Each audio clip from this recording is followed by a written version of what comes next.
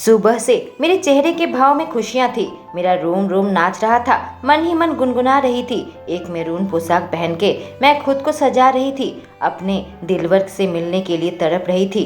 मुझे पति का इंतजार था, वह आने वाला था, उसकी मंगेतर थी और उसकी पत्नी बनने वाली थी। और इसी सोच से मेरे अंदर सुकून पहुंच रहा था। लेकिन मुझे नहीं मालूम था कि इतना बड़ा दुख मेरी जिंदगी में इंतजार कर रहा है। मेरा पति मुझे किसी भी हाल में अपनाने को तैयार नहीं था। उसके चेहरे के भाव मुझे बता रहे थे कि अरुण मुझसे नफरत करता है। मेरे सारे सपने मिट्टी में मिल गए थे। आखिर ऐसा क्या हो गया था कि उसने मुझे यूं ठुकरा दिया। शीशे के सामने खड़ी होकर मैं खुद के प्रतिबिंब को देख रही थी। आंखों में आंसू भर आए थे। सोचने लगी, मुझ में ऐसी क्या कमी है? क्या मैं खूबसूरत नहीं हूँ? क्या वह भूल गया? बचपन में खेल खेल में उसने मेरे मांग भर दिए थे।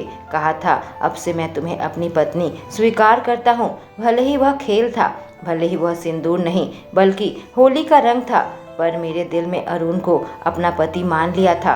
पर क्या हुआ उन वादों का, उन सपनों का? आज मेरे सामने सब कुछ चकनाचूर होकर रह गया था। बड़ी बेरुखी के साथ उसने मुझे अपने से दूर किया था। कहा था, तुम मेरी नहीं हो सकती और न ही मैं तुम्हारा। हमारे रास्ते अलग अलग है। क्या यह इसलिए हुआ क्योंकि उसकी जिंदगी में कोई और आ गई है? कई सवाल मेरे मन में घर कर रहे थे, पर मुझे उससे पूछने की हिम्मत नहीं थी। शायद इसलिए कि मैं गरीब हूँ। मेरे माता पिता की मौत हो गई थी। मेरे बड़े पापा ने मुझे अपने पास बुला लिया था। कहा था, बेला, अब तुम्हें फिक्र करने की जरूरत नहीं है, तुम मेरे पास रहोगी। मैं ज्यादा पढ़ लिख नहीं पाई थी क्योंकि मेरी बड़ी मम्मी मुझे घर का सारा काम करवाती थी और मैं मुंह बंद करके उनके जुर्म सहती थी। मेरे बड़े पापा उनके आगे कुछ नहीं कह पाए थे। कम से कम मेरे पास सर छुपाने की जगह और 2 वक्त की रोटी मिल जाती थी। इस नरक से मैं निकलना चाहती थी और इसलिए मैं अरुण का इंतजार कर रही थी कि वह मुझे लेने आएगा। पूरे 3 साल बाद वह मुझसे मिलने आया था। मैं 20 साल की हो चुकी हूँ। उसने कहा था, तुम एक बार 18 साल की हो जाओ, तुमसे शादी कर लूंगा। पर तब तक वह नहीं आया था। अरुण 22 साल का हो चुका है। हम दोनों की शादी की उम्र हो गई है। मुझे लगा था वह इसी वजह से घर वापस आ रहा था। अरुण मेरा पड़ोसी है और उसके मम्मी पापा भी मुझसे काफी स्नेह रखते हैं। इस बात का अफसोस है कि मैं किस स्थिति में बड़ी हुई हूँ। एक छोटे से रेस्टोरेंट में वेटर का काम करती हूँ ताकि अपना खर्च निकाल सकूं। कभी बड़े पापा या बड़ी मम्मी ने मेरे हाथ में एक पैसा भी नहीं रखे थे। उनकी बेटी के पुराने कपड़े ही मुझे नसीब होते थे। आंखों में आंसू लिए अपने बिस्तर पर पड़ी पड़ी मैं रो रही थी कि तभी दरवाजा किसी ने खटखटाया। जब मैं दरवाजा खोली, मेरी आंखें बड़ी बड़ी हो गई। मेरे बड़े पापा का बेटा अपने कुछ दोस्तों के साथ दरवाजे के सामने खड़ा था। मैंने कहा, भैया, क्या चाहते हो आप मुझसे? वह मुझे देखकर एक बड़ी गंदी सी मुस्कान दिया। कहने लगा, मैं तुमसे कुछ नहीं चाहता बल्कि मेरे दोस्त चाहते हैं। मुझे मामला कुछ ठीक नहीं लगा। उसके दोनों दोस्त बड़ी गंदी निगाहों से मुझे सर से पांव तक देख रहे थे। मैं दरवाजा बंद नहीं कर पा रही थी कि जबरदस्ती वह मेरे कमरे के अंदर आ गए। और इससे पहले कि मैं शोर मचा पाती या चीख पाती, एक लड़का जबरदस्ती मुझे खींचकर अपने करीब ले लिया। मैं बिल्कुल अबाक रह गई। मैंने कहा, बड़े भैया, यह क्या चल रहा है? आप लोग यहाँ से चले क्यों नहीं जाते? मुझे छोड़िए। पर यह गंदी नीयत से मेरे पास आए थे। वह दोनों लड़कियों ने मुझे पकड़ लिया। मैं उन दोनों से छूटने का प्रयास ही कर रही थी। अचानक से दरवाजा फिर से खुला और कोई अंदर आया। मेरी आंखें बड़ी बड़ी हो गई और दिल की धड़कन लगभग थम गई। मेरे सामने अरुण खड़ा था। काफी गुस्से में लग रहा था। यहाँ क्या चल रहा है? उसने जोर से चिल्लाया। वह दोनों लड़के अरुण की ओर देखे, बोले, तुमसे कोई मतलब नहीं है, जाओ यहाँ से। मेरे बड़े भैया उसकी ओर देखने लगा। कहा, तुमने इससे शादी के लिए मना कर दिया है। सारी खबर हम तक पहुँच चुकी है। यह बेचारी का कुछ नहीं होने वाला। 20 की हो चुकी है। मेरे दोस्त इसकी जरूरत को पूरी करेंगे। तुम यहाँ से चले जाओ अरुण।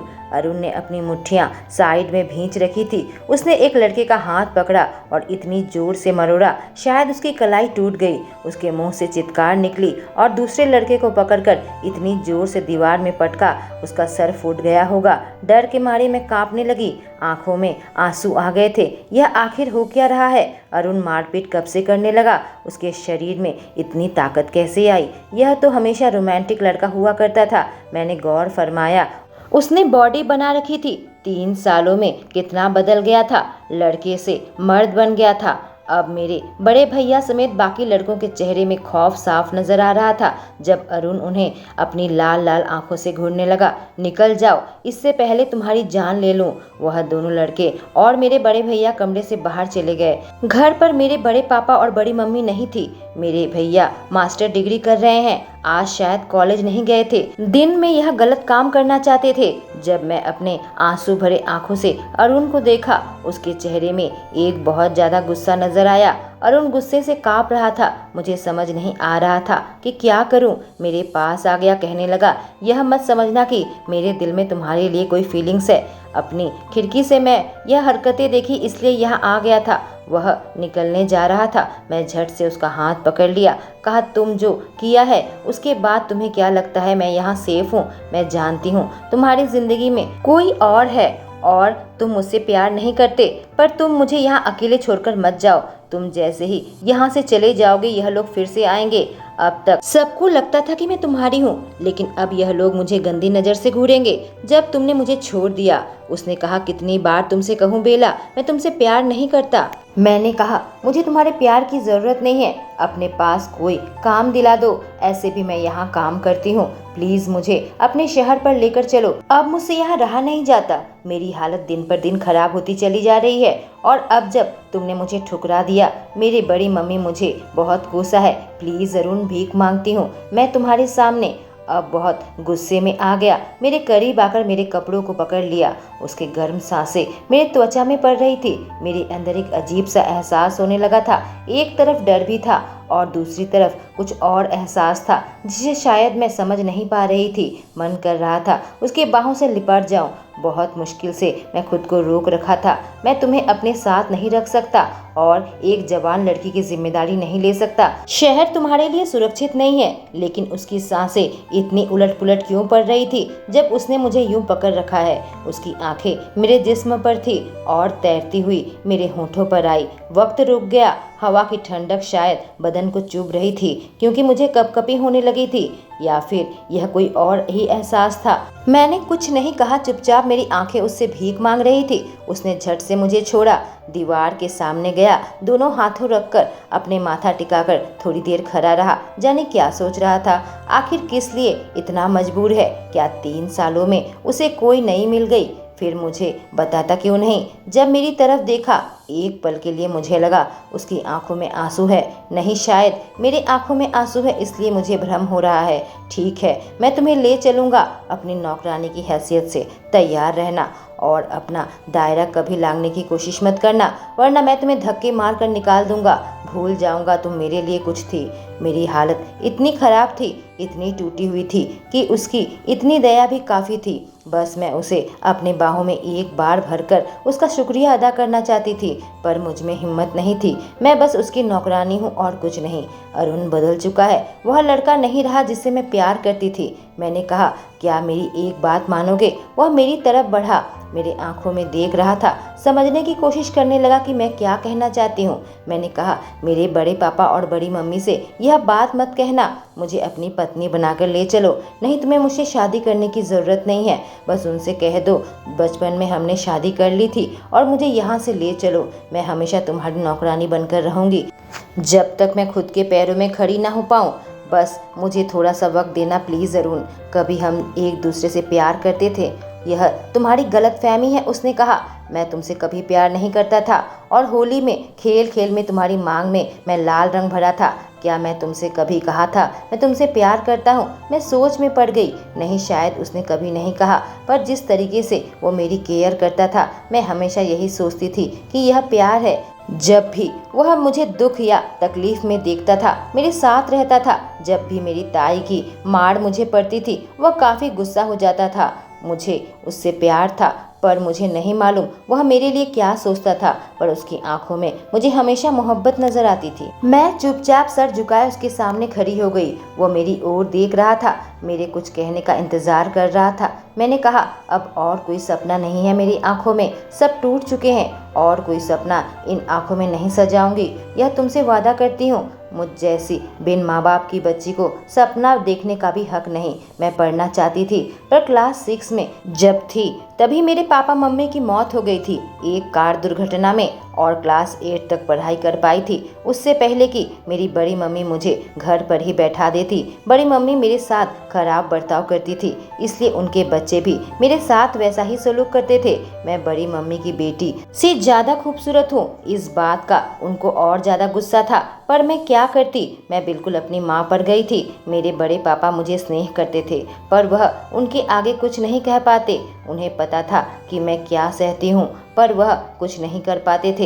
बस मुझसे कहा था, अरुण से तेरी शादी हो जाएगी तो तेरे सारे दुखों का अंत हो जाएगा बेटा। और अब अरुण ने मुझे ठुकरा दिया। रात को खाना खाने के लिए जब मैं डाइनिंग टेबल पर आई, मेरी बड़ी मम्मी बड़ी अजीब तरीके से मुझे देख रही थी। मेरे भाई बहन भी कुछ अजीब सा मुंह बनाकर रखा था, पर मेरे बड़े पापा के चेहरे पर मुस्कान थी, जिससे मेरे मुंह पर भी एक छोटी सी मुस्कान आ गई। मैंने कहा, बड़े पापा आप काफ़ी खुश नज़र आ रहे हो। इतना कहा नहीं था, उनकी आंखें भर आई। कहा, बेटी अरुण से मेरी बात हुई और आखिरकार वह तुझे अपनी पत्नी का दर्जा देने को तैयार है। बस उसने शर्त रखी है कि वह दोबारा तुझसे शादी नहीं करेगा। उसका कहना है कि वह तुझे पहले ही पत्नी के रूप में स्वीकार कर चुका है। जब होली का रंग तेरे मांग में भरा था, तुझे अपने साथ ले जाना चाहता है, और मुझे लगता है तुझे जाना चाहिए बेटी। रस्मों का क्या है, वह दिल से तुझे अपनी पत्नी मानता है। मेरी बड़ी माँ बीच में बोल पड़ी, और हाँ, उससे हमारे दहेज के पैसे भी बच जाएंगे। मैं उसकी आंखों में देखने लगी। पता नहीं था मैं इस घर में इतनी बड़ी बोझ हूँ, पर मैंने सर हिला दिया। मुझे पता है अरुण ने शादी करने से मना क्यों किया है, क्योंकि उसकी नज़र में मैं बस एक नौकरानी हूँ, और यही मौका है यहाँ से निकलने का। फिर मेरा दिल इतना क्यों घबरा रहा है।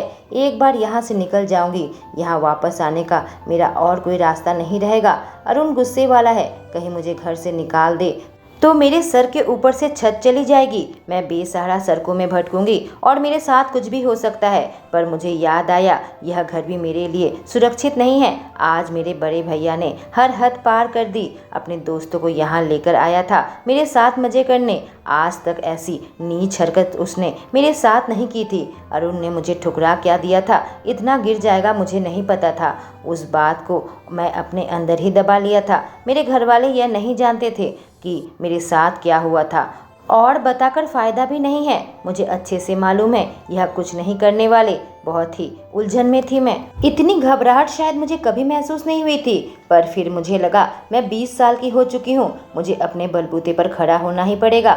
इस दुनिया से लड़कर मजबूत होना ही पड़ेगा, और उनके साथ यहाँ से जाना ही सही रहेगा। जब तक उसके साथ रहूँगी, कम से कम वह मेरी इज्जत की हिफाजत करेगा। मुझे नहीं मालूम था आगे मेरी ज़िंदगी में क्या खतरा आने वाला है, पर मैं तैयार हूँ हर खतरे से निपटने के लिए। 2 दिन बाद वह मुझे अपने शहर ले जाने वाला था। बस और 2 दिन का इंतज़ार था। इससे मेरी घबराहट कुछ कम नहीं हुई। हर पल मैं यही सोचती रही कि आगे क्या होगा। एक इंसान के साथ एक छत के नीचे मैं कैसे रह पाऊंगी, जब उसके दिल में मेरे लिए नफरत है, पर मेरे दिल में उसके लिए जज्बात है। यह जानते हुए कि मेरा सफ़र आसान नहीं होने वाला था। 2 दिन बाद अपना सामान पैक करके मैं निकलने को तैयार थी। मेरे बड़े पापा ने मुझे गले लगा लिया था। उनकी आंखों में आंसू बनने लगे थे। बड़ी माँ ने कहा, वापस आने की ज़रूरत नहीं है, जैसे कि मुझे मालूम नहीं था कि वह क्या चाहती है। विदाई के समय मेरे भाई बहन तो आए ही नहीं थे। उदास मन से मैं आकर बाहर खड़ी थी। अरुण सामने अपनी कार लगा दी,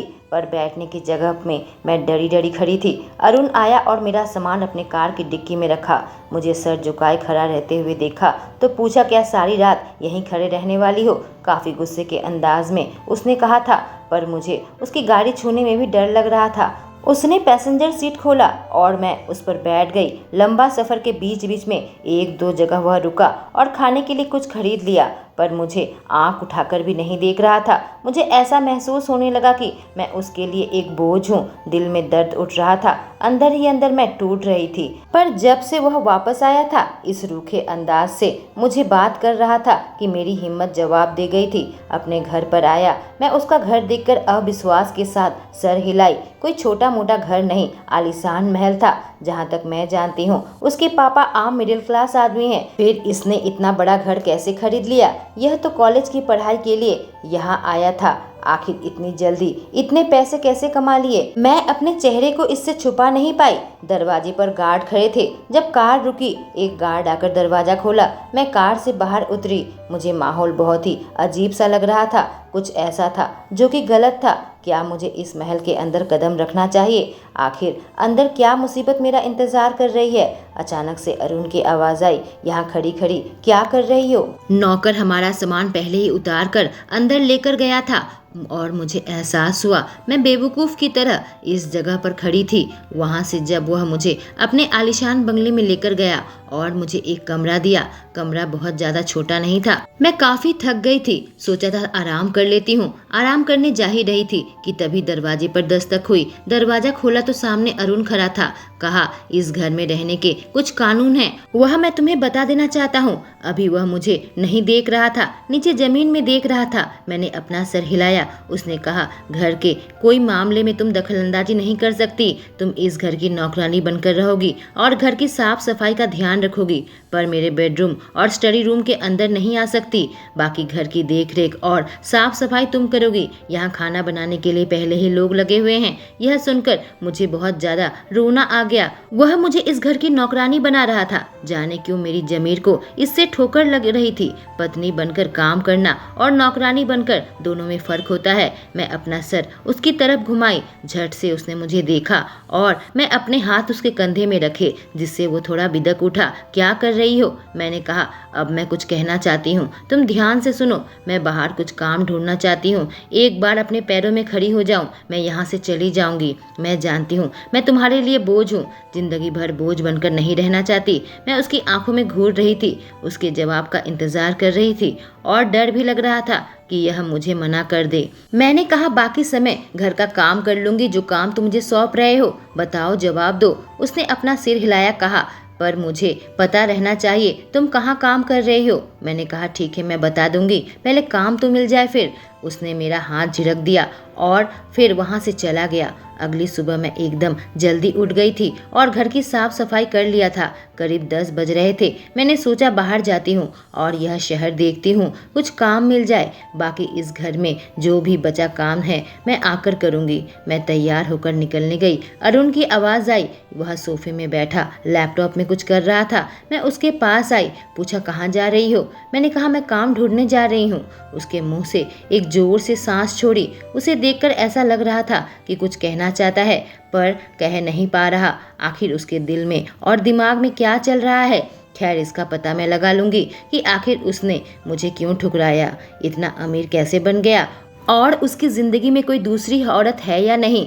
फिलहाल मुझे अपने पैरों में खड़ा होना है और डिटेक्टिव बनने का मेरे पास वक्त नहीं। ऐसे ही दिन बीतता चला गया। 7 दिन हो गए थे। मुझे कहीं काम नहीं मिल पाया था। कई जगह मैं काम के लिए अप्लाई कर रखा था और उम्मीद कर रही थी कि मुझे कुछ काम मिल जाए। मैं घर पर रहकर सफाई कर रही थी। अरुण घर पर नहीं था, किसी काम से बाहर गया हुआ था। मेरा फ़ोन बजा और मुझे यकीन नहीं हुआ कि मुझे काम मिल गया था। पर एक दिक्कत थी, मुझे काम एक बार में मिली थी और मेरी शिफ्ट शाम के 7 बजे से रात के 12 बजे तक थी। अब यह बात अरुण से कहने में मुझे घबराहट होने लगी थी, पर उसने कहा था जहाँ भी काम मिलेगा मुझे बताना। कहीं उसने रिजेक्ट कर दिया तो? मैं सोच में डूबी हुई थी। पता ही नहीं चला अरुण घर पर कब आ गया। एक मर्दाना आवाज़ मेरे कानों में आई। किन ख्यालों में खोई हुई हो? झट से मैं सोफे से खड़ी होकर सामने खड़े शख्स को देखने लगी। अरुण मेरी तरफ देख रहा था। मैं एक नकली मुस्कान चेहरे पर लाकर कहीं, मुझे काम मिल गया है? कहाँ काम मिला है? उसने अगला सवाल किया। पिज्जा हाउस में मिला है वेट्रेस का काम। यही पहले वाक्य थे जो मेरे मुंह से निकले थे। 7 से 12 बजे तक की शिफ्ट है। यह सुनकर उसने अपनी त्योड़ी चढ़ाई। रात 12 बजे कौन सा स्टोर खुला रहता है? मुझे जिस इलाके में काम मिला था उसी के सामने यह पिज्ज़ा हाउस था। मैंने उसका नाम ले लिया। हालांकि मैं एकदम फीकी पड़ गई थी। कहीं उसे समझ में तो नहीं आ गया कि मैं झूठ कह रही हूँ। मेरा दिल बेहद तेजी से धड़क रहा था। उसकी आंखों में आंखें डालने की हिम्मत नहीं थी। अचानक से वो मेरी करीब आ गया और मेरे खुले हुए बालों पर अपने हाथ रखे खींचता हुआ मेरे सर को ऊपर उठाया। तो फिर यह बात आंखें चुराकर क्यों कह रही हो? जाने क्यों यह सुनते ही मेरी आंखों में आंसू बनने लगे। उसकी आंखों में देखा तो एक अजीब सा दर्द मेरे सीने में आकर टकराया। एक धोखा उसने मुझे दिया था, बेला जवाब दो। वह मेरे जवाब का इंतजार कर रहा था, पर मैं कुछ कहने की हालत में नहीं थी। मैंने कहा, तुम नहीं समझोगे, तुम नहीं समझ पाओगे, मुझे छोड़ो। पर मुझे छोड़ने की जगह पर उसने मुझे अपने करीब खींच लिया और अपने कांपते हुए हाथों से मेरे गालों को छूने लगा। क्या नहीं समझ पाऊंगा, आज समझाओगी तुम मुझे। वह मुझे खींचते हुए अपने बेडरूम पर लेकर आया। उसका बेडरूम देखकर तो मेरा मुंह खुला का खुला रह गया। मैं कल्पना भी नहीं की थी कि वह इतना बड़ा होगा, इतना आलीशान होगा। लेकिन फिलहाल मेरे दिमाग में कुछ और था। और वह मुझे यहाँ क्यों लाया? उसने दरवाज़ा बंद कर दिया, मुझे दीवार के साथ टिका दिया और इससे पहले कि मैं कुछ समझ पाती उसने अपने होंठ मेरे होंठों पर रख दिए। मुझे चूमने लगा और मेरे पैर कमज़ोर पड़ने लगे। जब पीछे हटा, मेरा दिल तेजी से धड़क रहा था। मैं जोर जोर से सांस ले रही थी। वह मुझसे दूर हो गया। कहा, जाओ यहाँ से। मैं अपने कमरे में आ गई थी। यह क्या था? आखिर उसने ऐसा क्यों किया? पर मुझे इस बारे में नहीं सोचना था। मुझे बार वापस जाना था जहाँ मुझे काम मिला था। शाम को 6 बज गए। मैं घर से निकल गई। अरुण मुझे कहीं नजर नहीं आया था, पर मुझे ऐसा क्यों महसूस हो रहा था कि कोई मुझे फॉलो कर रहा है। मेरा सीना तेजी से धड़कने लगा। झूठ मूठ का उस पिज्ज़ा हाउस में चली गई। थोड़ी देर वहाँ बैठने के बाद मैं वहाँ से निकल गई और उस बार में आ गई जहाँ मुझे काम मिला था। शायद वह पीछा करने वाला मेरा पीछा छोड़ दिया हो। क्या अरुण ने अपने आदमी मेरे पीछे लगाए थे? मेरा दिमाग पागल हो रहा था। पहला दिन का काम बहुत थका देने वाला था। नशे में धुत लोगों को ड्रिंक सर्व करना। मैं मन ही मन सोच रही थी, कहीं और काम मिल जाएगा तो यह काम छोड़ दूंगी, पर फिलहाल इसी का सहारा था। हाँ, कस्टमर जिस तरीके से मुझे देख रहे थे, मेरा दिल बहुत घबरा रहा था। बार मेरे घर से बहुत ज़्यादा दूर नहीं था। 12 बजे किसी तरीके से मैं वहाँ से निकलकर घर वापस आई थी। रास्ते भर ऐसा लग रहा था कोई मुझे देख रहा है। मैं जानती हूँ यह मेरा भ्रम है, सब ठीक हो जाएगा, मैं अपने आप से बस यही कह रही थी। पर जब मैं घर आई, मैं हैरत में पड़ गई जब देखा अरुण मेरा इंतजार कर रहा था। घड़ी देखी तो 12:30 बज चुके थे और वह मुझे ऐसे देख रहा था जैसे मुझे मार डालना चाहता हो। मैं अपने कमरे में जाने लगी थी कि उसने मेरा हाथ पकड़ा और खींचा। मैं बैलेंस नहीं संभाल पाई, मैं गिरी और वो भी गिरा। खुशकिस्मत से हम दोनों बड़े सोफे पर गिरे थे और अब मैं उसके ऊपर थी। मैंने उसके भाव को बदलते हुए देखा। उसका जबड़ा टाइट हो रहा था, उसके अंदर गुस्सा था, वह पिघलने लगा था। जाने मुझे क्या हुआ, मैं उसके सीने से लिपट गई और रोने लगी। अरुण कुछ समझ नहीं पाया, मुझे बैठाया। जाने उसके सीने में मैं कितनी देर तक रोई। मैं बहुत घबराई हुई थी और इतनी अकेली अपने आप को कभी महसूस नहीं किया था। पर उसके साथ बैठकर मुझे घबराहट नहीं हो रही थी, या फिर हो रही थी पता नहीं कह सकती। जब मेरा रोना आखिरकार बंद हुआ, मैं शांत हुई। अरुण फिर से मेरे गालों को पकड़ लिया और मुझे किस करने लगा। मुझे नहीं पता वह किस कितनी देर तक चला होगा, लेकिन जब मुझे एहसास हुआ कि वह गर्मी जो मैं महसूस कर रही थी वो मेरे पास नहीं है, मैं होश में आई। देखा अरुण और मेरे साथ नहीं है। वह कब चला गया था मुझे पता ही नहीं चला। मैं अपने कमरे में आ गई, दरवाजा बंद कर लिया और फिर सो गई। आज मेरा चौथा दिन था जब मैं काम पर निकली थी। रोज वापस आते वक्त मुझे बहुत डर लगता था। मैं किसी तरीके से घर आती थी। पता नहीं हमेशा मुझे ऐसा क्यों महसूस होता था कि कोई मेरा पीछा कर रहा है, पर मैं किसी को भी देख नहीं पाती थी। यदि किसी को देखती थी तो उस पर शक करती थी। शायद मुझे डिटेक्टिव होना चाहिए था। मेरा दिमाग हमेशा इसी ख्यालों में खोया रहता था। आज बार में 11 बज रहे थे, शनिवार था, खचाखच भीड़ थी। कई कस्टमर ऐसे मिल जाते थे जो मुझे ड्रिंक करने को कहते थे। हमारे यहाँ का रूल है, कोई कस्टमर आपको ऑफर करे तो हम ना नहीं कर सकते। कभी कभी बस इज्जत रखने के लिए एक सिप लेती थी। हालांकि मुझे यह बिल्कुल भी अच्छा नहीं लगता था। आज भी कुछ ऐसे कस्टमर मिले जिसने मुझे ड्रिंक ऑफर किया था, पर मेरा सर चकरा रहा था। शायद कुछ कस्टमर के ड्रिंक ऑफर स्वीकार करते करते मुझे हल्का सा नशा होने लगा था। बदले में कस्टमर टिप्स दे जाते थे, मैं उन पैसों को संजो कर रखती थी। सोचा था कि अपने लिए एक घर किराए पर लूँगी। अरुण मुझे 2 बार किस कर चुका था, पर उसके बाद से उसने दूरी बना ली थी। जब भी मैं उसके सामने से गुजरती मुझे देखता नहीं था, वह दूसरे कमरे में चला जाता था। मुझे ठेस पहुंचती थी, पर मैं कुछ नहीं कर सकती, झूठी उम्मीद नहीं पाल सकती। अचानक बार में कुछ लोगों के बीच में झगड़ा हो गया। कई वेटर वेट्रेस और बार के गार्ड झगड़े को रोकने की कोशिश कर रहे थे। मुझे भी उत्सुकता हुई। मैं भी देखने के लिए जैसे ही पास पहुंची, मेरे पैरों तले से जमीन निकल गई। सामने अरुण खड़ा था और उसका किसी के साथ झगड़ा हो रहा था। दोनों काफी गुस्से में नजर आ रहे थे, एक दूसरे को पंच भी लगा चुके थे। गार्ड्स उन दोनों को बार से निकालने लगे। अचानक से अरुण की नजर मुझ पर पड़ गई। उसकी आंखें बड़ी बड़ी हो गई। एक झटके से उसने लड़ाई रोक दी, उसकी आंखें छोटी कर ली और ठंडी दृष्टि से मुझे देखने लगा। शिट, मेरा झूठ पकड़ा गया था। वो वहां से निकल गया था, पर मैं कांप रही थी। सामने एक वेट्रेस आकर मुझे कही, अरे तुम घबराओ मत, ऐसी मारपीट होती रहती है। और यह दोनों जो लड़ाई कर रहे थे, दोनों गुंडे हैं, विरोधी पार्टी के गुंडे हैं। बस इनसे नजर बचा के रखना।